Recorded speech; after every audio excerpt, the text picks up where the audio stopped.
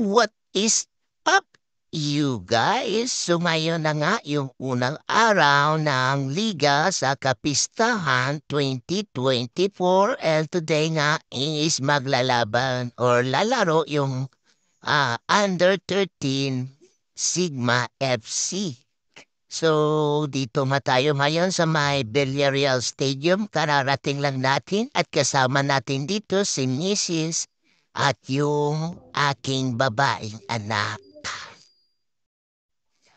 At nung makarating nga tayo is nag-warm up na agad or ni-warm up ko na agad yung mga players ko para sa darating na laban namin.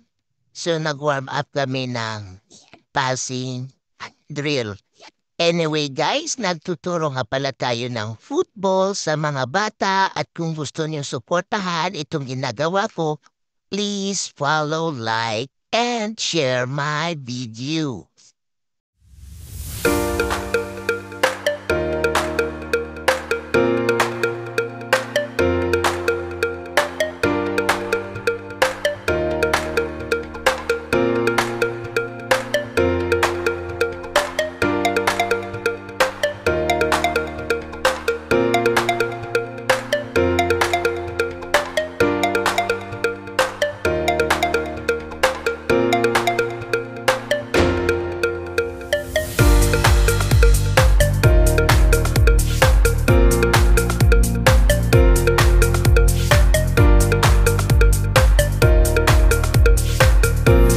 So, dito nga guys is napareklamo tayo sa referee kasi kitang-kita naman dito na na-hard tackle yung ating player at sa likuran pa siya tinulak at yung player is not playing with the ball kaya talaga klarong-klaro na foul yun pero hindi tinawagan ng foul ng referee.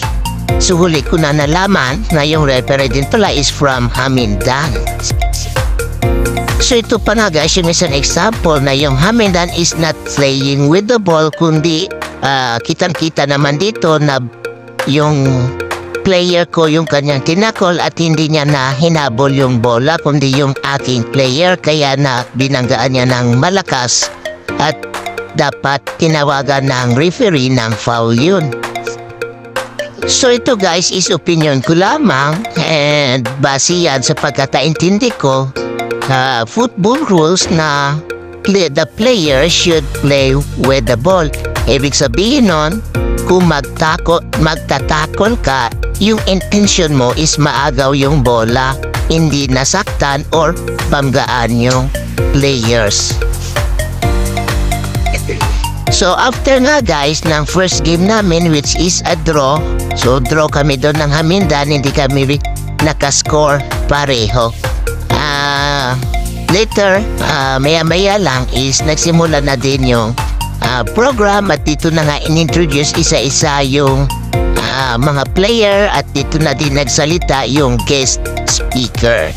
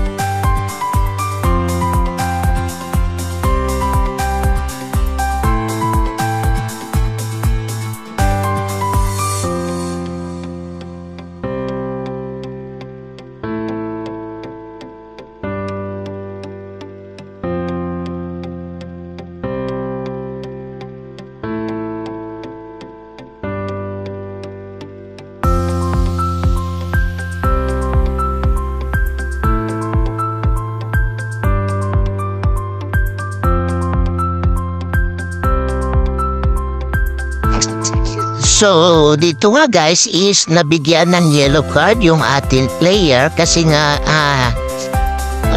nabangga niya o binanggaan niya sa likod yung barotak habang ito ay tumatakbo. So, yun, nabigyan sa ng yellow card.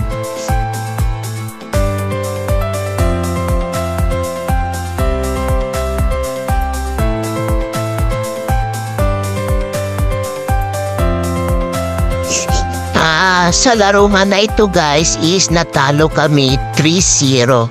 Kasi nga ang lakas nga naman ng kalaban namin, barotak. Dito sa Pilipinas, pinakamalakas na mga player is yung barutak Iloilo. At kung nakikita niya is ang lalaki pa ng mga players nila, halos kalahati lang yung katawan ng players ko. Pero goods naman kasi nakasabay naman yung ating players. So, after nga ng second game is nag-lunch break na kami. And ayun, after lunch break, 2 o'clock or 2:30 yata, nagsimula na naman yung laban namin. At yung kalaban namin dito is Santa Barbara, Iloilo. So, ayun, minalas guys kasi nga napasama kami doon sa malalakas na bracket. Una, yung kalaban namin is Hamindan FC, which is yun din yung pinakamalakas na mga player dito sa Capiz. And then, pangalawa yung Barotac, which is sila naman yung malalakas na player sa buong Pilipinas. Pag sinabi mo talagang Barotac, Iloilo, so hindi naman mapagkakaila yung skills ng mga Barotac pagdating sa football. At ito nga, yung huling kalaban namin dito is from Santa Barbara, Iloilo. At yung nakikita niyo dito is napaka-lalaki din ang mga players nila. So, ayun. Kung nakikita nyo, nakakasabay naman yung mga players natin. Lumalaban naman ng banggaan. Kaya lang yun niya is talaga namang malakas at malaki yung kalaban.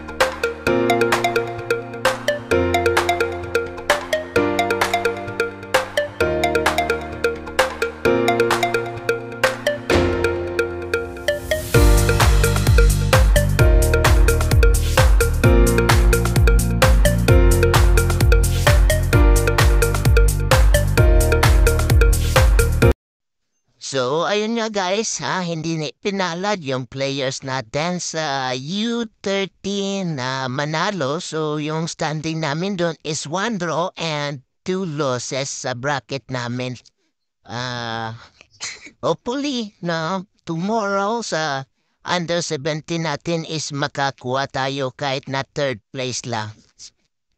Oh, yeah.